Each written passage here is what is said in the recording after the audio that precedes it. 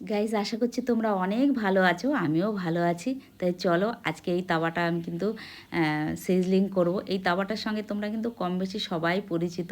তাই কীভাবে আমি সিজলিংটা করি পুরো ভিডিওটা দেখার অনুরোধ রইল। আশা করছি তোমাদের অনেক ভালো লাগবে।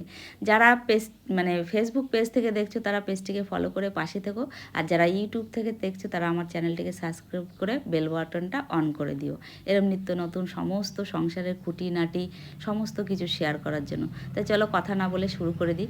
তাওয়াটা এতটাই ভারী, আমি কিন্তু ক্যামেরাটা এখানে রেখেই তাওয়াটা আনতে গেছি, যেহেতু আমার ক্যামেরাম্যান কেউ নেই, আমাকে নিজেকেই করতে হয় তার জন্য। তা ঠিক আছে চলো, তাওয়াটা কিন্তু আমি স্টিল উল দিয়ে আর কসব্রাইট থেকে 3 থেকে 4 বার কিন্তু ঘষে ঘষে ঘষে ঘষে আমি পরিষ্কার করে নিয়েছি, যেহেতু এটায় জং পড়ে গেছিলো। দেখো এখন খুব সুন্দর পরিষ্কার হয়ে গেছে, জংগুলোও চলে গেছে। এই সমস্ত জায়গায় জংগুলো ছিল, বাট দাগগুলো তো থেকে যায়, যেহেতু আয়রন তাওয়া, তার জন্য একদম ক্লিন হয়ে গেছে। এদিকে কিন্তু আমি গ্যাসটাও জ্বালিয়ে রেখেছি, কারণ এটা বসিয়ে তাওয়াটা বসিয়ে গ্যাসটা অন করাটা একটু চাপ।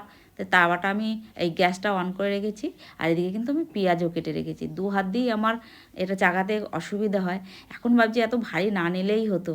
যাই হোক, ভারী যখন নেওয়া হয়েছে এটা তো আর কিছু করা যাবে না, এটা যাতে মানে কী করা ব্যবহার করা যায় সেই হিসাবেই কিন্তু আমি এটাকে রেডি করব। দেখো তাওয়া বসিয়ে দিয়েছি, আর তাওয়াতে কিন্তু জল আছে, জলগুলো কিন্তু শুকনো হতে শুরু করেছে সাইড থেকে। দেখো দেখো শুকিয়ে গেছে। এবার তাওয়াটা কিন্তু খুব ভালো গরম হবে, তারপরেই কিন্তু আমি তেল দিয়ে পেঁয়াজগুলো ভাজা করে নেবো। তাই চলো, তাওয়াটা কিন্তু আমার গরম হয়ে গেছে চারিদিকে। এবার কিন্তু দিয়ে দেবো তেল। প্রথমে আমি তেলটা কিন্তু পুরো তাওয়াটায় ছড়িয়ে নেব, তাহলে কী হবে, তাওয়াটা গরম হবে আর পুরো ব্যাপারটা ননস্টিকি হতে থাকবে। পুরো তাওয়াটাই কিন্তু আমার তেলটা ছড়ানো হয়ে গেছে। এইবার দিয়ে দেবো পেঁয়াজগুলো।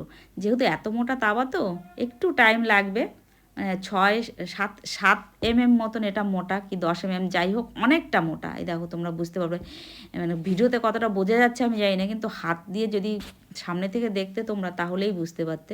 পেঁয়াজগুলো কিন্তু দিয়ে পেঁয়াজগুলো কিন্তু আমি ভাজা করছি, মানে চারিদিকে ঘুরিয়ে ঘুরিয়ে পেঁয়াজগুলো কিন্তু আমি করছি, যেহেতু তাওয়াটা পুরোটা কভার করতে পারে। দেখো পেঁয়াজগুলোর কালারগুলোও কিন্তু চেঞ্জ হয়ে গেছে। এইবার কালারগুলো একদম ব্রাউন হয়ে গেছে। এইভাবেই নাড়াচাড়া করব কিছুক্ষণ, আর তারপরেই কিন্তু আমি এটা সারা রাতের জন্য রেখে দেবো, এই পেঁয়াজ অবস্থায় থাকবে। তো চলে এলাম পরের দিন। দেখো পেঁয়াজটা, যেহেতু তাওয়াটা গরম ছিল, দেখো পেঁয়াজটা কিন্তু পুরো কালো হয়ে গেছে, একদম মুচমুচে, কী বলবো, আমরা যেরকম বেরেস্তা করি না সেরকম বেরেস্তার মতন কিন্তু হয়ে গেছে। এবার কিন্তু নামিয়ে নেব পেঁয়াজ ভাজাগুলো, আর সুন্দর করে কিন্তু আবার একবার একদম হালকা সাবান দিয়ে, মানে কোনো ঘষার দরকার নেই, যেহেতু আমার এটা সিজলিং হয়েছে, হালকাভাবে এটা আমি ধুয়ে নিলাম। পেছনটাও ধুয়ে নেবো। এ দেখো, এই যে কাস্টমাইজ করে এগুলো লাগানো, এগুলো কিন্তু লাগানো ছিল না। তোমরাও যদি এরকম কম দামে তাওয়া কিনে এরকম কাস্টমাইজ করে নিতে পারো, খুবই সুবিধা হয়। এটা কিন্তু কেজি হিসাবে কেনা, তোমরা আগেই জানো। এবার কিন্তু আবার কিন্তু আমি তাওয়াটা বসিয়ে দিয়েছি, আর পুরো গরম হয়ে গেছে। এবার কিন্তু আবার তেলটা ভালো করে স্প্রেড করে দেবো। এটা কিন্তু আমি টিটাগড় মার্কেট থেকে কিনেছিলাম, তোমাদের আগেই বলছি।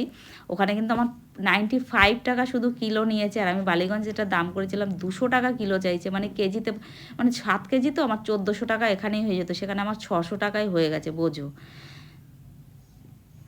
দেখো আমার পুরো তাওয়াটা কিন্তু স্প্রেড করা হয়ে গেছে। এই অবস্থাতেই কিন্তু রেখে দেবো, যেহেতু আজকের আমি কোনো কিছু বানাবো না, তার জন্য এরকম অবস্থায় থাকবে। নেক্সট যেদিন বানাবো সেদিন তো তোমাদের সঙ্গে আগেরবার শেয়ার করব। তো চলো, সবাই ভালো থেকো, সুস্থ থেকো, নিজেদের খেয়াল রেখো। Bye bye, tata.